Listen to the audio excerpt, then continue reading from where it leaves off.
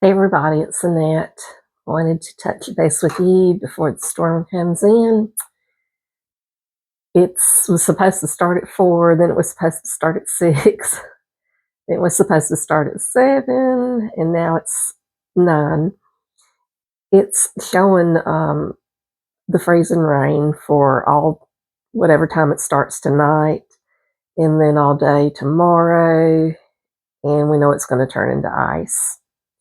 So at this point, it's kind of sit and wait. What we did today, I went to the rental house, covered up the faucet outside, insulated it, went inside. The tenant had already started the sink in the kitchen with the drip and the cabinets open. I did the same thing in the bathroom, bathtub, and the sink in the bathroom, and put some material to insulate one of the windows that wasn't exactly a storm window, was not coming down all the way and I couldn't get it to move, so I just stuffed material in there to insulate it. And then at our house, I filled up. Everybody's water gallons are filled up. I brought 4 5-gallon buckets in. I only put 4 gallons in each of them because I know if we don't use it, then I have to empty it and they'll get heavy. So altogether, for water use, animal washing things or whatever, 2 rain barrels outside is 60 gallons of water, and then what I filled up is another 16. What I have in the gallons already is 20, and then that's not counting the drinking water that I have put back. And then the containers, I have those 2-quart containers, Kool-Aid, lemonade, or whatever. I filled up 2 of those last night and put those in the refrigerator. So drinking water is fine. All the plants have been watered. The coop is well insulated, well tarped. One thing I did fail to mention when I was talking about how well we wrap the coops is that you do want to have some ventilation. And obviously that is not a problem. There are the gaps for ventilation. You don't want them to get drafts. So I wrap it as well as I can to prevent drafts, and then drafts, can't talk, and then put things against the tarp because the wind started to pick up. So just lean some things against that so they don't flap around and get more cold air than necessary into the coops. And boiled some eggs, some protein going, because that would be a difficult thing. It's doable, but the time, the energy, and everything used to boil some eggs, it's easier to heat something out of a can, and I just wanted to have some backup protein.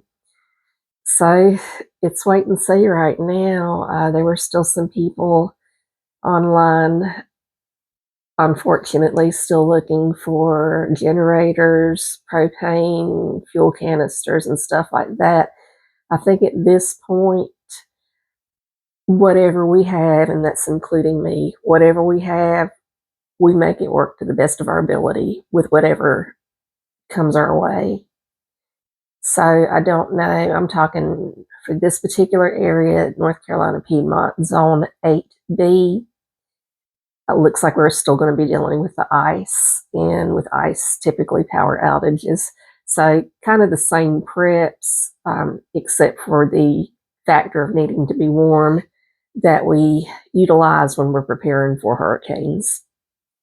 Because again, power outages almost guaranteed when you get those, if the wind blows hard enough and you have enough rain piling on everything and things get loose, things fall over. So I do have this. It's not going to help me for the next couple days, but in the event there's some substantial power outages, this was another gift given to me. And the sun should come out Monday. Looks like we're just going to get back-to-back rain all day tomorrow, tonight, and then tomorrow. And then Monday in our area is showing 40 degrees with the big fat sun. That's what's on my phone right now. Big fat full sun. So if I need to, I'll have the solar panels and things should start melting. And hopefully, depending on what it does to the infrastructure, will determine whether we're working remote or if we even have internet to work remote. Just kind of playing it one moment at a time, one day at a time, and not getting a wad about it.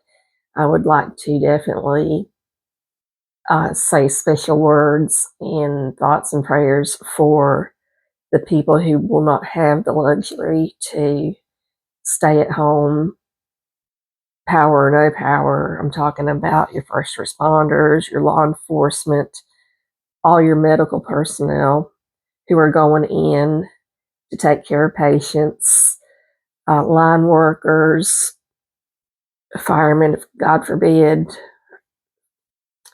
firefighters. Sorry. I keep forgetting, like, I'm still using, you can tell I'm old as a dinosaur because firemen used to cover mainly firemen, and even when women came on, but now it's, I think, firefighters. So, women, I know you rock. I know you're kicking butt out there too. This is for the men and the women. EMS, fire, police, medical, any emergency, first responders. I pray for your safety, and I do so appreciate what each and every one of you does when this happens. We're planning to stay in place, but y'all are either scheduled to work or on an on-call in really bad conditions. So I do pray for your safety. If you are able to stay home, if you're not one of those people who has to go out, please don't add any more stress and unnecessary work and task and even endangerment for our first responders, law enforcement. If you go out there and end up nosediving in a ditch or whatever, God forbid, in a wreck where you need medical attention, that's people having to get into danger to help you as well. And you might say, well, that's their job. Well, it is. It is. But the thing is that if we don't have to go out there, let's not go out there. Let's try not to make it harder than it has to be for everybody and just consider it. So I pray everyone will be safe, warm, happy. Remember layering if you still have power and internet at this time. If there are any things you don't know or any rugged skill sets you need to implement for power outages and stuff, go ahead and watch those, print off notes, recipes.